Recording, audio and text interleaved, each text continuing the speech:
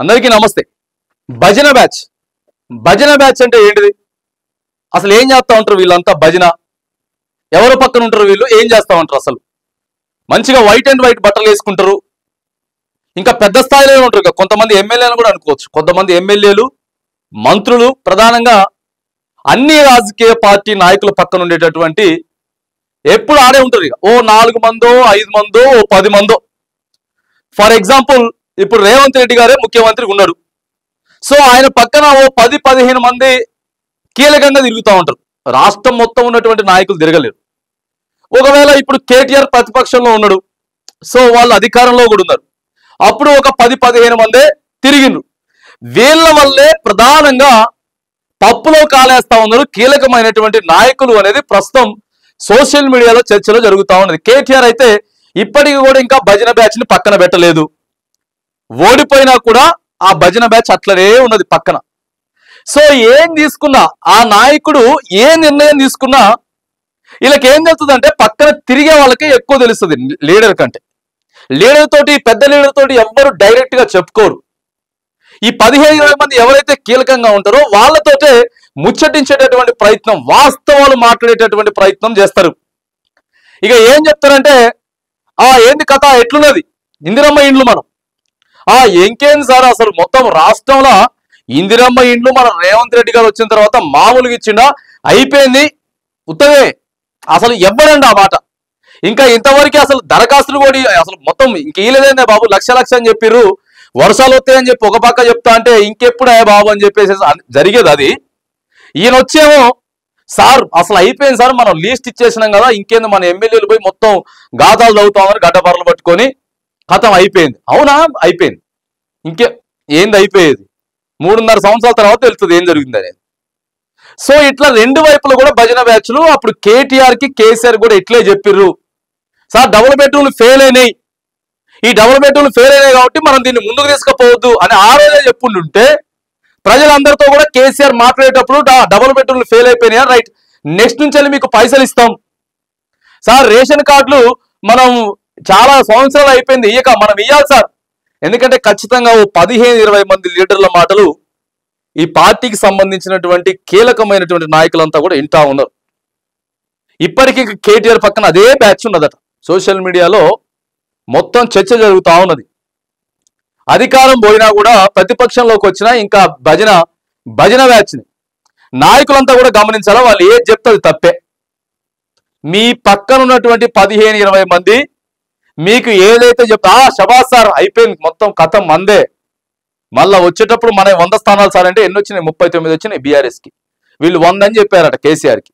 ఇంకేముంది సార్ మొత్తం 100, మనం అన్ని చేసినాం, అది చేసినాం, ఇది చేసినాం, అసలు దళిత బంధు ఇచ్చేసినాం, మనం బీసీ బంధు ఇచ్చినాం, మైనారిటీ బంధు ఇచ్చినాం, మనం రైతు బంధు ఇచ్చినాం, ఇంకేముంది సార్ మొత్తం ఎక్కడికక్కడికి ఇదైపోయింది, మొత్తం మనకేంటి ఎన్ని స్థానాలు వచ్చినాయి? ఆ 15-20 మంది వల్లనే ఆ ప్రధాన పార్టీలన్నీ కూడా ఓడిపోతా ఉన్నాయి. ఇప్పుడు రేవంత్ రెడ్డి గారి పరిస్థితి కూడా అట్లనే ఉన్నదని చెప్పి చర్చ జరుగుతూ ఉన్నది. మొత్తం మస్తుంది సార్. అసలు హెచ్సియు భూముల మీద అసలు మనకి ఏం ఆపోజిటే లేదు. కావాలని చెప్పే కొంతమంది బీఆర్ఎస్ వాళ్ళు ఇది చేస్తా ఉన్నారు గంతే.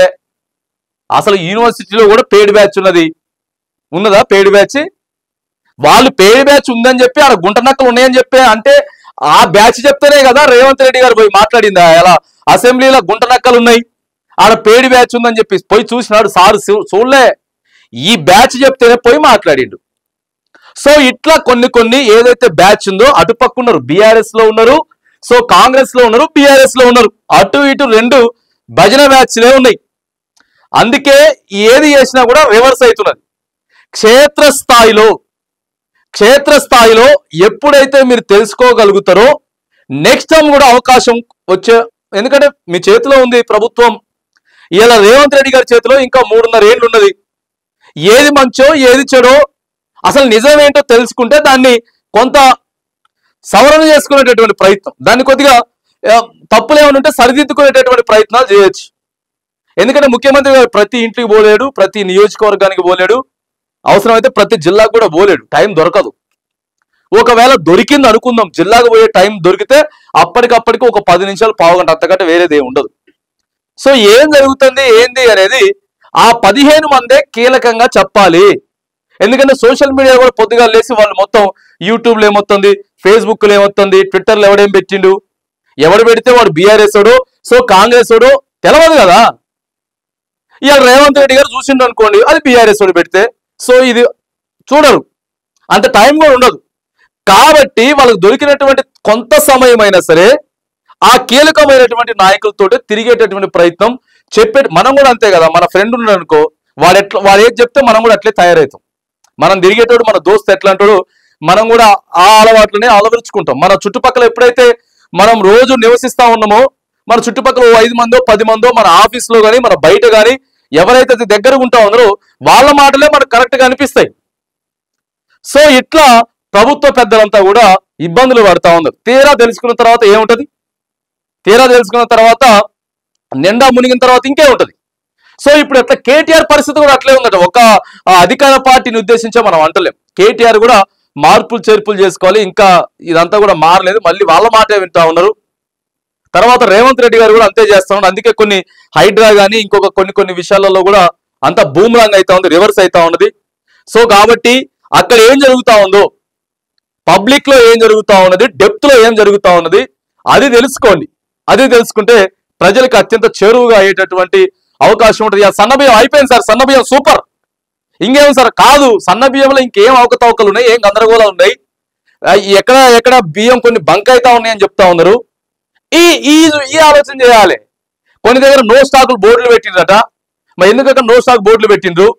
సో దాంట్లో కొద్దిగా డస్ట్ ఉందంట. ఎందుకు మనం బాగా చెప్తాం, ప్రతి రూపాయి మంచి సన్న బియ్యానికి ఎంతైతే ఖర్చు అవుతుందో అన్ని డబ్బులు మనం ఖర్చు పెడుతున్నప్పుడు ఇంకెందుకు వస్తాయి ఇట్లాంటి ఈ చూపేరిగా, ఈ చూపించకుండా అబ్బా సన్న బియ్యం ఇచ్చిన తర్వాత సార్ మొత్తం మారిపోయింది, మన మొత్తం ఏంది మారిపోయింది, మారిపోవడం కాదు, ఏడ సమస్య అయితే ఉందో ఆ సమస్య. సో ఇట్లా రెండు వైపులా కూడా ప్రధానమైనటువంటి రెండు పార్టీలలో భజన బ్యాచ్ మాత్రం ఎక్కువైపోయింది. ఇంకోటి కూడా చెప్తాను, బీజేపీలో తక్కువ ఉంటుంది ఈ బ్యాచ్. బీజేపీలో ఇంటర్నల్ గా ఏం జరుగుతా ఉన్నదో ఎక్స్టర్నల్ గా కూడా బయటకు అదే చెప్తారట. ఈ రెండు పార్టీలలో మాత్రానికి భజనగా ఎక్కువైపోయినరు. అది పక్కనున్నటువంటి కీలకమైనటువంటి నాయకులే ఇట్లా చెప్పుకుంటూ పోతా ఉంటారు. సో అట్లా కాదు, కొంచెం చేదైనా పర్వాలేదు, ఖచ్చితంగా నిజాలే చెప్పేటోళ్ళని మీరు ఎన్నుకుంటే మాత్రానికి సో మళ్ళీ మీరు గెలిచే అవకాశాలు ఉంటాయి. క్షేత్రస్థాయిలో ప్రజలు ఏం తెలుసుకుంటున్నారో, ప్రజలు ఏం మాట్లాడుకుంటారో అది తెలుసుకునే అవకాశం అయితే ఉంటుంది. కాబట్టి ఇప్పటికైనా సరే భజన బ్యాచ్ కి కొద్దిగా సీరియస్ గా వార్నింగ్ అందియండి, లేకపోతే పక్కనైనా పెట్టుకోండి అని చెప్పి ఇటు బీఆర్ఎస్ పార్టీ సోషల్ మీడియా కార్యకర్తలు, కాంగ్రెస్ పార్టీ సోషల్ మీడియా కార్యకర్తలు కూడా సోషల్ మీడియాలో పోస్టులు చేస్తున్నారు, మనం చూస్తా ఉన్నాం. సో మీ కార్యకర్తల అభ్యర్థుల మేరకు, మీ జెన్యున్ కార్యకర్తల అభ్యర్థుల మేరకు ఇప్పుడైనా సరే మీ పక్కన ఎవరు భజనగాళ్ళు ఉన్నారు, ఎవరు సిన్సియారిటీగా పనిచేస్తా ఉన్నారు అనేది ప్రధానమైన నాయకులంతా కూడా కొద్దిగా తెలుసుకొని కొంత చర్చ పెట్టి వాళ్ళు ఏమన్నట్టు దూరం చేసుకోవాలని చెప్పేసి మీ కార్యకర్తలే మిమ్మల్ని కోరుతా ఉన్నారు.